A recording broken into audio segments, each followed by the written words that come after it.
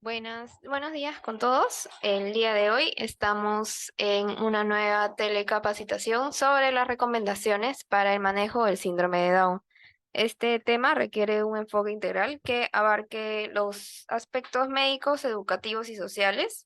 El objetivo de esta nueva telecapacitación es proporcionar una comprensión sólida y práctica para mejorar la calidad de vida y promover una inclusión en la sociedad sobre el síndrome Down.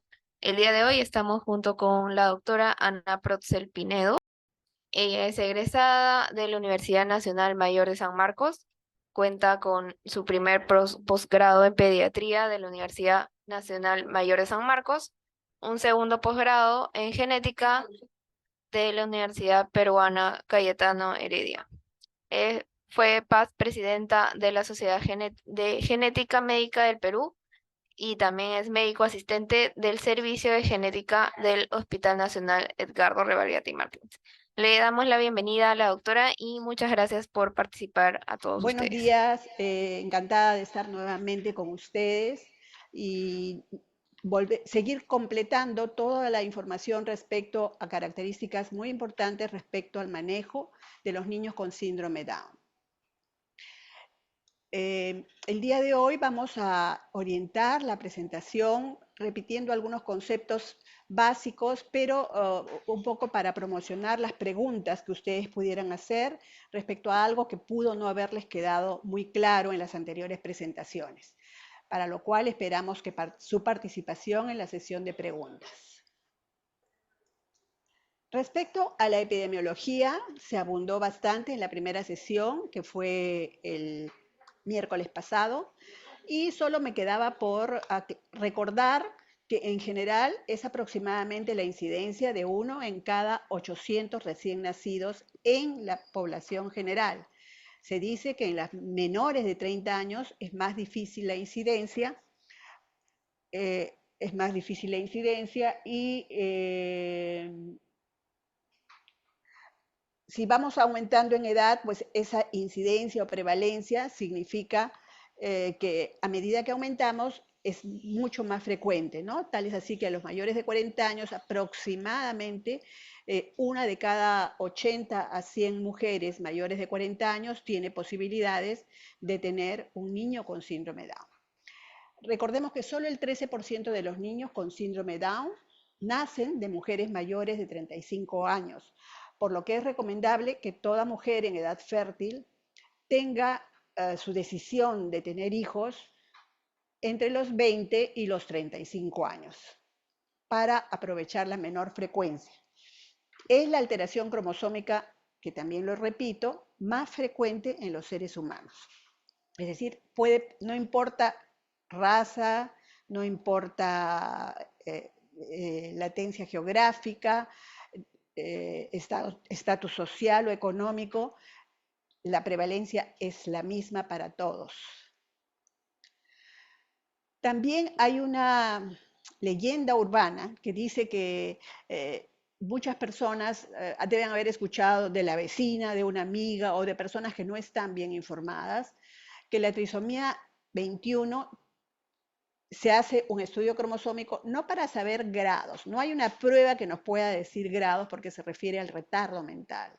Y todos los niños con síndrome de Down, sea cual sea el tipo que tienen, tienen retardo mental. ¿Cuánto es ese retardo? Varía de la carga genética que cada uno tiene y todos heredamos los niveles intelectuales de nuestros padres, que además es plausible de ser modificada para mejor o para peor cuando por alguna razón hay en primer lugar, alguna deficiencia orgánica, una malformación cardíaca, una atresia esofágica, como lo vamos a ver más adelante, que puedan condicionar que el niño no pueda acceder rápida y precozmente a las terapias, que es el único tratamiento que podemos ofrecer. El 95% es la trisomía 21 libre, que diríamos que se produce por azar, es decir, nos tocó, ¿no? Y la translocación y el mosaico son sumamente raros y depende de las translocaciones, no del mosaico, depende de las translocaciones de que pueda ser transmitido por el padre o no. En otras palabras más entendibles para ustedes, que para todo niño con síndrome de Down, cuyas características físicas son muy similares en las tres formas o tipos, se tiene que hacer un estudio cromosómico precisamente para buscar las formas heredables que a veces son traslocaciones compensadas en los padres. Una traslocación es un defecto cromosómico que se ve con el cariotipo y que no se las voy a explicar porque eso le corresponde al genetista dependiendo de dónde venga la traslocación balanceada del padre o la madre. Por eso siempre que encontramos una trisomía 21 por traslocación, estamos obligados a hacer un cariotipo a los padres. Y dependiendo de ese resultado, se les explica claramente eh, qué le corresponde hacer y cuál sería su posibilidad de tener más hijos con síndrome de Down. En el mosaico, que es rarísimo, ya conversamos después, pero en realidad es muy raro que una niña mosaico pues pueda tener hijos con síndrome de Down, ¿no? Y si lo tiene, pues a ella se le hace debido al retardo que siempre está presente, ¿no? Entonces eso depende de muchas otras condiciones que no precisamente son las genéticas y que se tiene que explicar en el contexto del resultado y de la proporción de células buenas, normales o células con trisomía.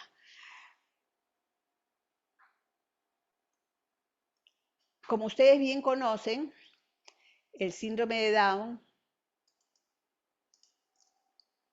eh, el síndrome de Down impacta numerosos órganos, aparatos y sistemas. El más importante es el sistema nervioso central, porque el hecho de tener un cromosoma de más aumenta la carga genética que no debe estar presente. Nosotros tenemos 27.000 genes activos distribuidos en 46 cromosomas. Cuando hay más, hay algún problema. Cuando hay menos, también. Pero todo eso se explica durante la asesoría genética, que es patrimonio del asesor genético. En el Perú no tenemos asesores genéticos como tales, que en otros países pueden haber enfermeras, biólogos, que son capaces de estudiar la asesoría genética correcta. Pero sí hay, todos los médicos genetistas estamos entrenados precisamente para eso. Y las características fenotípicas las reconocemos todos, desde el que el niño nace generalmente, incluso los padres saben que su niña o niño puede tener por las características que son muy evidentes desde que el niño nace y que las conocen perfectamente, ¿no? Aquí vemos varios casos, acá esta pequeñita, por ejemplo, a pesar de que esto no fue el objetivo, puede tener una obstrucción del conducto nasal que está dentro de todas las alteraciones oftalmológicas que puede tener. Las características de sus pliegues palmares, que se llaman dermatoglifos, el pliegue único palmar, el acortamiento del quinto dedo, eso es lo más típico y lo más característico, con ligera inclinación, o el signo de la sandalia, donde se ve una gran separación entre el primer dedo del pie y los otros cuatro, que se llama signo de la sandalia. Y en este momento me toca hablar y después revisaremos brevemente para que tengan mayor conocimiento aquellas personas que no son profesionales médicos, ¿no?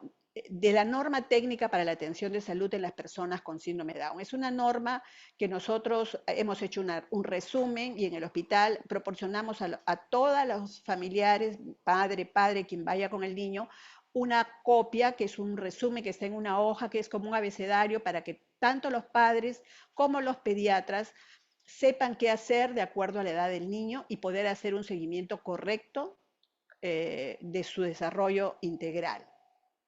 Es de aplicación en el Ministerio de Salud, en Salud, en la Sanidad de las Fuerzas Armadas, en los hospitales municipales, en la Policía Nacional y, por supuesto, también en el sector privado.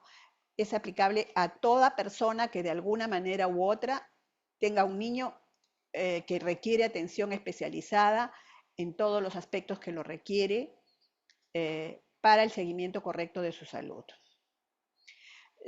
Como les mencioné, el principal órgano afectado son el cerebro. El cerebro en el cual hay un adelgazamiento del cuerpo calloso, de las circunvoluciones cerebrales, también alteración del cerebelo, donde interviene la memoria, el aprendizaje y el lenguaje, básicamente, que están los núcleos de aprendizaje y lenguaje, que el lenguaje es uno de los más impactados debido a que la terapia nunca logra un lenguaje normal, ¿no? Siempre hay cierta dificultad. Después, a la cabeza, casi 60% de niños con síndrome de Down nacen con una cardiopatía asociada, ¿no? Pero muchas de estas alteraciones cardíacas involucionan espontáneamente sin necesidad de tratamiento, pero requieren un seguimiento específico por cardiología pediátrica. Por lo tanto, si se detecta un soplo, no estamos obligados, los que no son pediatras, a decir yo detecto el soplo, pero sí el pediatra, que es el primero que lo va a detectar, y derivarlo a un centro de mayor complejidad para que lo vea un cardiólogo pediatra. Los adolescentes y adultos pueden desarrollar algunas valvulopatías a lo largo del año, por eso estos controles cardíacos a lo largo de su vida, estos controles deben ser por lo menos anualmente después de que se ha completado la primera evaluación. En cuanto a sus otras anormalidades, tenemos nariz, garganta, en la audición. ¿Por qué? Porque tienen una marcada hipoplasia de su centro medio facial, esta parte de aquí, ¿no? Y desarrollan pues problemas otorrinolaringológicos, problemas de lenguaje y parte también porque tienen una configuración de su conducto auditivo que puede favorecer la otitis y la pérdida de la audición. En los ojos igualmente tenemos la catarata congénita, un 3% lo presentan, el estrabismo, que es corregible, la hipermetropía, el glaucoma, el nistagmo, que son unos movimientos laterales que tiene los niños y que son controlados también por oftalmología. Y la evaluación debe ser anual, porque también pueden desarrollar ya cuando en la vida preescolar, escolar, ametropías, es decir, es mucho más frecuente la miopía que la hipermetropía. Igualmente, en la cavidad oral, ellos tienen una lengua grande que a veces se los obliga a mantenerse con la boca abierta. Tienden a sacarla, se dice que es una lengua geográfica porque tiene unos surcos bastante prominentes y muchas veces sus dentaduras demoran para salir los dientes y tienen una forma como en puntita que produce apiñamiento. Igualmente debe ser chequeado por los dentistas. En la parte, una de las alteraciones más importantes que tienen los niños con síndrome de Down son las hipotonías. La hipotonía se debe directamente al problema de la configuración del sistema nervioso central, ¿no? Entonces son niños que pueden desarrollar displasia de cadera, tienen pie plano, el que hay que corregir ya cuando el niño es capaz de caminar y también pueden tener una marcha ampliando su base de sustentación.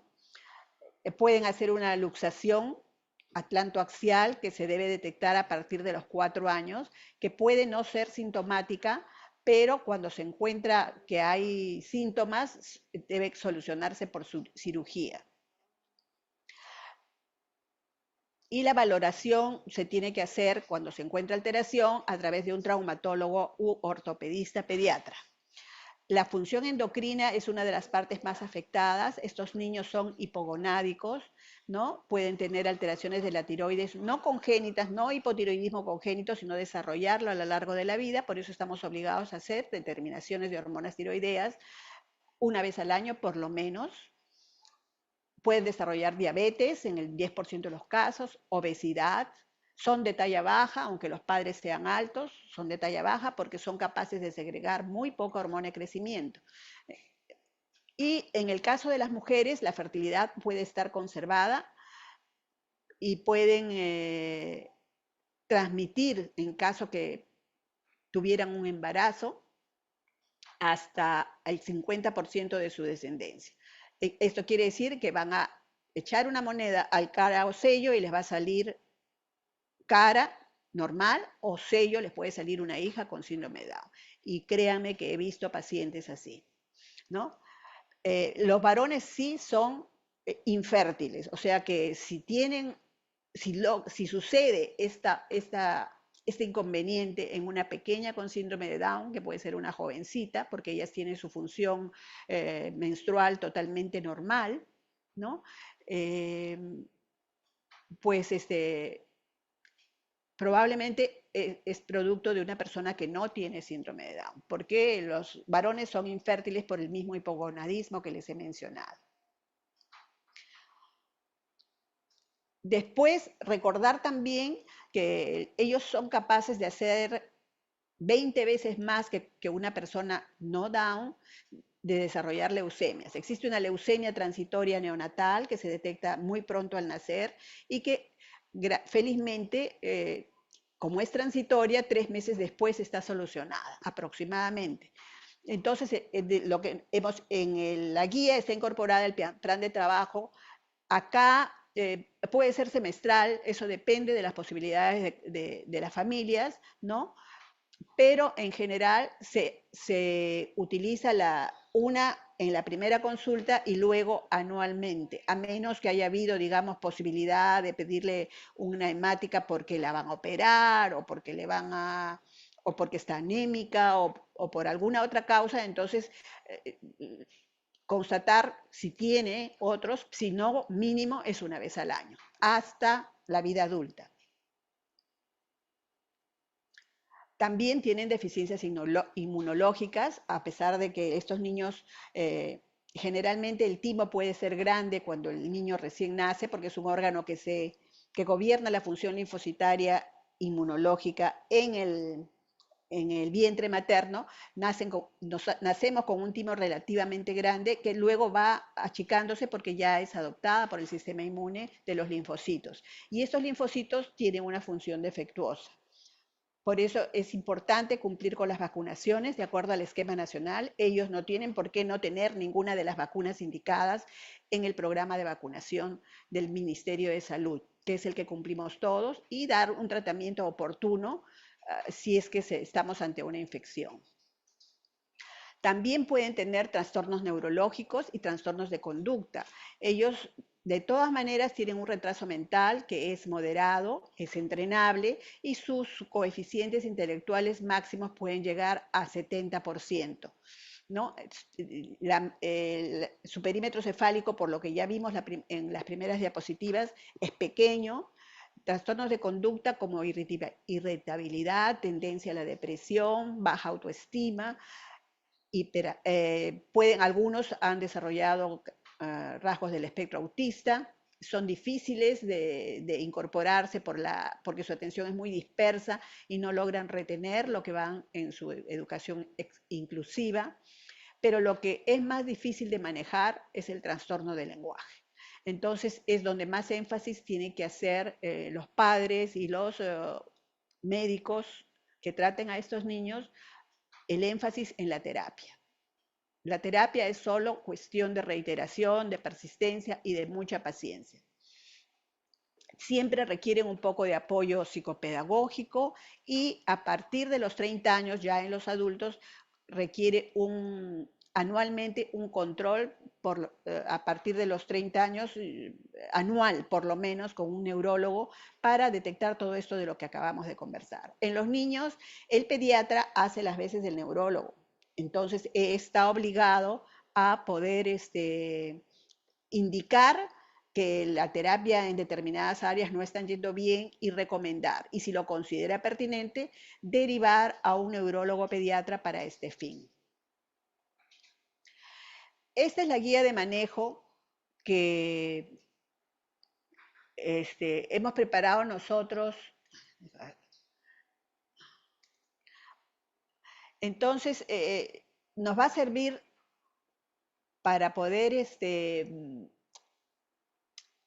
estandarizar los procedimientos. Lo primero y más importante es que hasta los 14 años de edad, desde el recién nacido, todo, absolutamente todo el seguimiento y manejo debe ser realizado por el médico pediatra o el que haga sus veces, porque sabemos que no existen en algunos lugares lejanos este, médicos pediatras. Entonces, si tienen alguna duda, el médico que no sea pediatra, que no pueda resolver, debe pasarlo a su centro inmediato en e-salud de mayor complejidad.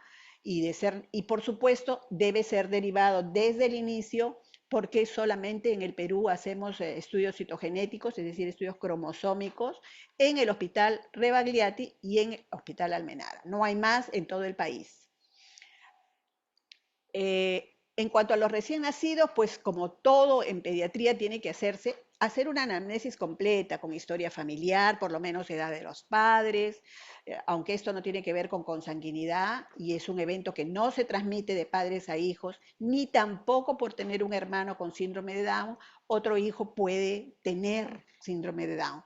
No, eso no se transmite así, es una alteración en la biología misma de la gónada que se explica cuando tenemos el resultado para cada paciente.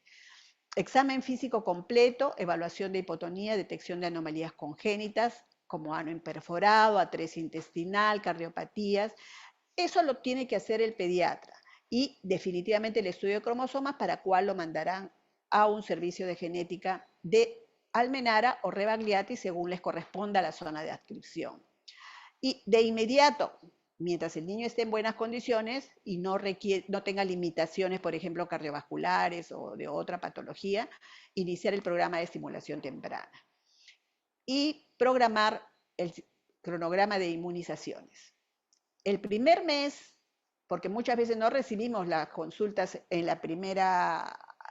el primer mes, sino muchas veces recibimos niños que nunca han sido estudiados de 4 o de 5 años, ¿no? Entonces, es importante que en cualquier momento que haya un pediatra que constata por una anamnesis bien hecha que no ha sido estudiado, muchos vienen a Lima, van al Hospital del Niño y ahí también hacen. En el MINSA hay muchos centros donde sí hacen cariotipos. En E-Salud no, en E-Salud solo están en Almenara y Rebagliati.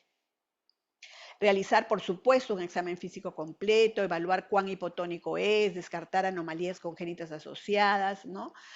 Soplos, que no haya alguna alteración respiratoria, por lo menos un reflejo para ver una maniobra de Ortolani, para ver las caderas y de acuerdo a eso actuar. En caso que encontremos soplos, sí o sí tienen que derivarlos a un cardiólogo pediatra mediante una referencia, descartar si tienen posibilidades en su centro de hacer dosaje de hormonas tiroideas, entonces realizarlo, que sea evaluado por un endocrinólogo de adultos o por el pediatra mismo, y de inmediato derivar a un centro que tenga endocrinólogo pediatra, porque ni el pediatra ni el genetista va a dar tratamiento hormonal. Eso tiene que quedar bien claro. Después, evaluación oftalmológica, de todas maneras, hay que derivarlo a un centro que cuente con oftalmología pediátrica, por lo tanto también debe tener referencia. Si el paciente nace en la red Almenara o en la red Rebagliati, todo paciente al alta tiene un seguimiento al alta por el neonatólogo que puede durar 1 año o 2 dependiendo de las complicaciones que tenga, y desde ese sitio, desde sus consultas de seguimiento que da el neonatólogo, lo va derivando a las distintas áreas de estos hospitales. Me refiero específicamente al Hospital Almenara y al Hospital Rebagliati. En los hospitales del Ministerio de Salud, hospitales del niño, todos tienen especialidades pediátricas, Instituto Nacional de Salud del Niño, Instituto Nacional de Salud de Breña, ¿no? Que tienen todas las especialidades pediátricas. Entonces, quien pueda tener recursos para hacerlo rápidamente tendrá que hacerlo allí, si no, tienen que ser derivados al Hospital Rebagliati o al Hospital Almenara, depende de dónde hayan nacido. Igual el hemograma, tamizaje metabólico en orina, si es que es positivo. Esto lo ponemos ¿por qué? Porque en la práctica privada todos los hospitales de la práctica privada, no sé la verdad si en los hospitales militares lo hagan, pero en las clínicas privadas no hacen tamizaje dentro del programa de tamizaje nacional. Entonces, es importante hacerlo si no se lo han hecho o dependiendo de la edad se le hace directamente un dosaje de hormonas tiroideas. Pero el tamizaje metabólico en orina nos detecta las 5 enfermedades que están incluidas dentro de ese programa de tamizaje, entre las que está el hipotiroidismo congénito. Para descartar una displasia congénita de cadera, si la maniobra clínica nos sale positiva, hay que enviar una ecografía de articulaciones coxofemorales o, en su defecto, una radiografía de caderas con piernas en aducto, que lo puede indicar cualquier traumatólogo. Y se puede hacer fácilmente en provincias o en centros donde no tengan sino un equipo de rayos X. Hay que hacer el asesoramiento en esta primera consulta de todas maneras a los padres cuando tengamos el resultado del estudio cromosómico. Es decir, si viene alguien a los 2 meses, se le pide su estudio cromosómico aproximadamente citado un mes después para el resultado y la asesoría con ese resultado. Y luego, a la brevedad posible, ir tramitando la referencia a servicio de medicina física y rehabilitación que va a corresponderle en su zona de adscripción, ¿no? Para ingresar a un programa lo más precozmente posible. Mensualmente hasta el 6º mes, evaluación del crecimiento y desarrollo, que lo hace el pediatra, evaluar progresos y si hay dificultades, derivar a neurología pediátrica. A los 6 meses, igual, su examen, evaluación, como cualquier otro paciente, recordar siempre que un niño por ser síndrome de Down no deja de ser niño y es patrimonio del pediatra hacer el seguimiento como se lo hace a cualquier otro paciente y como lo hacemos a nuestros hijos que no tuvieron síndrome de Down. Lo mismo para hacer potenciales evocados auditivos y poder determinar si escucha o no, hay que realizar esta prueba en centros de complejidad, ¿no? Creo que Sabogal tiene, Rebagliati tiene, Almenara también creo yo que tiene, ¿no? Y de acuerdo a resultados debe ser referido a otorrinolaringología pediátrica. Al año igualito, todas las evaluaciones que hemos mencionado, y anualmente hasta los 14 años, igualmente solo que aumentar todo anual, examen físico, evaluación, crecimiento y desarrollo, hemograma completo, hacer las hormonas tiroideas. Igualmente a los 4 años se hace la radiografía de la columna, como ya les he mencionado, evaluación oftalmológica, audiológica, odontológica. A partir de los 14 años, en la seguridad social, nosotros cubrimos la atención pediátrica hasta los 14 años. A partir de allí, de los 14 a los 18 años, es derivado a medicina general o a un médico internista, según las patologías asociadas que pueda tener.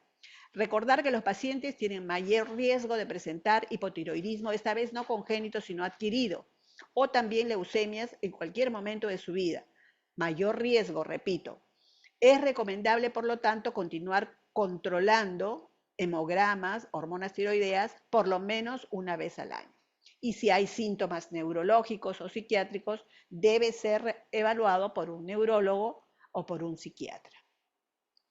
También es altamente recomendable que todos aquellos padres que tienen un niño con síndrome de Down se afilien a la Asociación Peruana de Pacientes con Síndrome Down. La dirección está puesta allí, pueden tomarle una foto y se encuentra, y acá está el teléfono. No hay un teléfono celular, voy a dejarlo aquí o lo vemos cuando venga la sesión de preguntas. Este es un resumen de todo lo que hemos conversado, ¿no? En cuanto a la escolaridad en condiciones ideales y dependiendo siempre de la condición general del paciente, debe ser inclusiva, integrada y También puede ser integrada, se refiere a aquellos centros que tienen posibilidades de integrar alguna deficiencia mucho más importante eh, a su escolaridad. Y la especial es en aquellos más severamente afectados, especialmente desde el punto de vista neurológico. Estos niños son capaces de llevar una vida normal, siempre y cuando pues hayan vencido todas las dificultades con las que nacieron. Requieren una alimentación variada, balanceada y llegan a tener grandes logros en los deportes, en los bailes. Son capaces de aprender horticultura, de aprender a tocar piano, no es un retardo severo, a menos que les haya tocado enfrentar pues, malformaciones en aparatos y sistemas importantes. Pueden aprender a cocinar, pueden enamorarse, incluso casarse, ¿no? Y a veces tener universidad, dependiendo de sus logros y su nivel intelectual. Por supuesto que el ingrediente más importante es el amor. La esperanza de vida. Siempre los pacientes preguntan por la esperanza de vida de las personas con síndrome Down. Ha aumentado notablemente. Recordemos que a los 25 años era una media de 30 años, o sea, nadie daba una expectativa de vida mayor de 30 años a los pacientes. Actualmente pueden llegar a los 70 y hasta los 80 años. Acá he cometido un error. Este joven, que aquí ya tiene 78 años, Kenny Critch, vivió en Reino Unido, nació en el año 1939 y falleció a los 78 años, hace 4 años. Este jovencito obtuvo un récord Guinness que lo acreditó como el hombre vivo con síndrome Down más longevo del mundo. Actualmente la persona más longeva de Europa con síndrome Down se llama Elena, es una española que vive en la ciudad de Pozuelo, en España, y en esta foto está celebrando su cumpleaños número 80. Cumplirá 81 años en julio del 2020, o sea que ahorita debe tener 85 y sigue viva. Eso sería todo. Muchas gracias por su atención y espero que tengamos preguntas para contestar. Bien, tenemos una pregunta desde la transmisión de YouTube de Edith. Buenos días, mi hijo aún no se realizó el cariotipo. ¿Cómo puedo hacerlo en el seguro de Arequipa? Buenos días. ¿Me podría decir qué edad tiene su niño?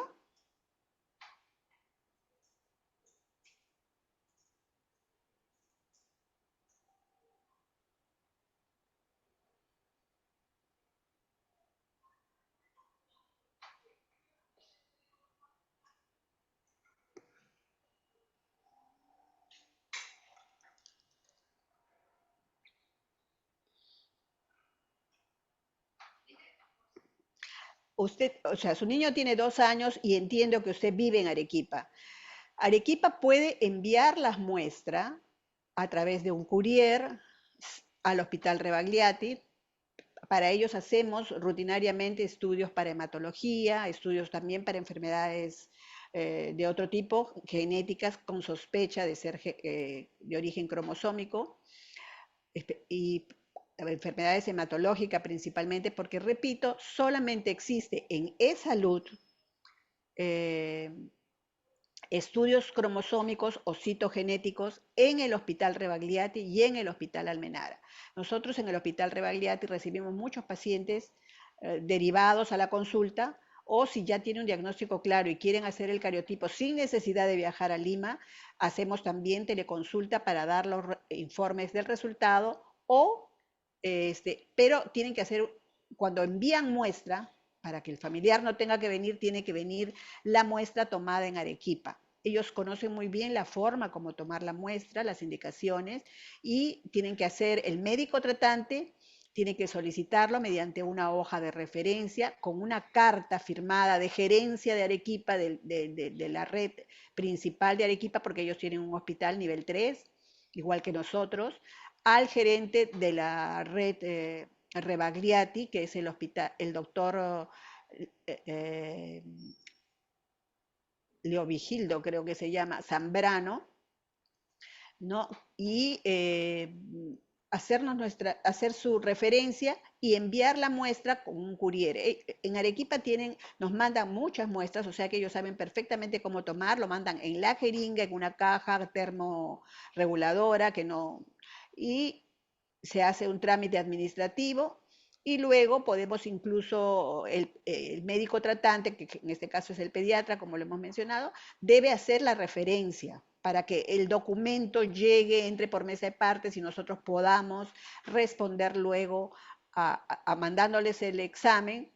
Si es una trisomía libre, pues no requiere mayor asesoramiento el pediatra, o si el pediatra lo desea, puede hacer el asesoramiento, porque en el informe está todo, ¿no? Gracias, doctora, por la respuesta. Tenemos otra pregunta de Elizabeth. ¿Cuál será la edad de riesgo para que una pareja pueda tener hijos con síndrome de Down? La de mayor riesgo son todas las mayores de 35 años. La edad ideal es desde los 21, 20 años hasta los 35 años. También una joven puede tener, como lo expliqué, pero después de los 35 años ya el riesgo aumenta y siempre les hago esta comparación a los pacientes para que entiendan, porque los términos a veces no son tan entendibles. Entonces yo les digo, imagínense que a los 35 años usted tiene un ánfora con 800 hijos, ¿no? Si usted tiene 35 años, de esos 800 hijos, uno es de todas maneras un síndrome de Down. Esa es la probabilidad que usted tiene de introducir su mano en el ánfora y sacarse el boleto premiado. Pero si usted tiene 40 años, su ánfora ya no tiene 800 hijos, tiene 100. Usted introduce su mano y ya sabe que uno es el boleto premiado. Entonces, su chance aumenta muchísimo. No sé si esto responde su pregunta.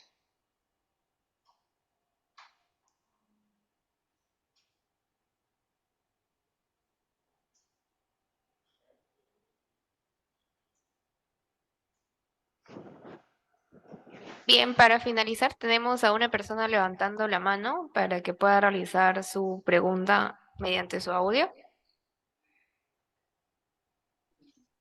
Sí, buenos días. Buenos días, doctor. Disculpe, tengo una pregunta. ¿Qué profesional hace el diagnóstico de la severidad del diagnóstico de síndrome de Down que puede ser clasificado leve, severo, moderado? No existe la posibilidad de hacerlo con un estudio. El estudio cromosómico solo nos dice tiene 46 o 47 cromosomas. Obviamente, si tiene 47 y ese extra, porque lo normal es 46, tiene una dosis adicional de genes en el cromosoma 21. Se ve que es la forma libre, la que se produce por azar. Repito que el coeficiente intelectual, para decir leve, moderado o severo, también tengo una forma de explicarlos en que los pacientes entienden muy bien, mejor dicho, los familiares de los pacientes entienden muy bien por qué un cariotipo no sirve. Cada uno nace con un nivel intelectual diferente, así como las personas que no tenemos síndrome de Down. También tenemos, algunos son más inteligentes, otros son menos inteligentes, pero eso viene genéticamente determinado, porque nosotros somos la mitad papá y la mitad mamá. Es decir, mi padre da el 50% de los genes y mi madre da el otro 50% de los genes. Entonces, hay una combinación, así como para el color de pelo, para el color de la piel, el color de los ojos, etcétera. Igualito, se combinan los factores que van a determinar la inteligencia. Pero en un niño con síndrome de Down, si solo fuera eso, entonces, y los padres son inteligentes, va a tener unas mejores, y no tiene ningún defecto asociado, va a tener mejores posibilidades de asumir las terapias con mejor performance, con mejores resultados, y va a tener menos. De acuerdo a lo que describe la literatura, un niño con síndrome de Down o una persona con síndrome de Down, porque la verdad son niños eternos, el retardo es moderado siempre y cuando no haya tenido complicaciones, una cardiopatía congénita que requiere 2, 3 cirugías cardíacas o una atresia esofágica que requiere varias cirugías también o una malformación anorrectal van a postrar al niño y le van a impedir que pueda realizar sus actividades de rehabilitación, de terapias de estimulación neurosensorial y motoras con mucha menos frecuencia que un niño que no tiene nada. Entonces, todo eso determina el cuánto. Y para que usted redondee la idea, yo le digo a los pacientes siempre, imagínese que usted tiene un embarazo, o sea, ya no tiene reglas hace 3 meses, es una persona joven y me dice, doctora, quiero que me haga un estudio para saber si estoy o no estoy embarazada. Muy bien, entonces hago el estudio, usted viene por su resultado y me dice, doctora, ahí, bueno, yo le puedo decir que por su resultado está usted un poquito embarazada, no mucho.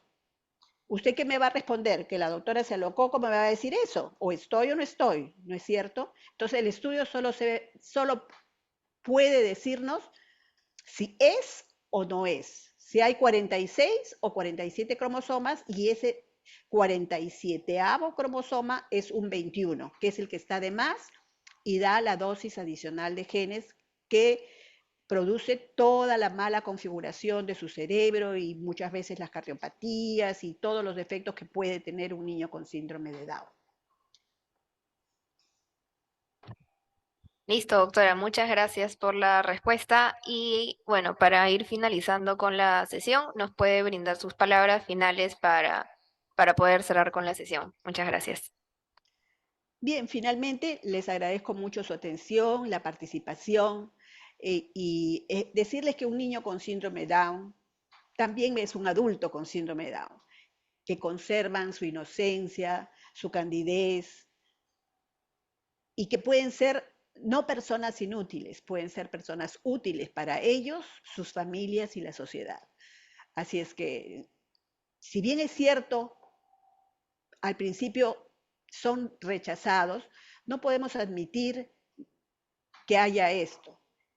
Desde el pediatra, desde la parte médica hasta la parte de adultos, deben mantener este seguimiento, que fue un esfuerzo realizado con la intención de darle la mejor atención y apoyo posible. Es cierto que en nuestro país faltan muchos centros, acudan a los CEBES, a los PRITES, no dejen de afiliarse a la asociación, búsquenlo en la página web. Ahora deben haber modificado incluso los números telefónicos, porque tienen actividades muy bonitas y que ayudan mucho a los padres también para la elección de los centros de educación a los que van a asistir cuando llegue el momento. Y eso, desearles a todos un excelente día, una excelente semana y muchas gracias por su atención.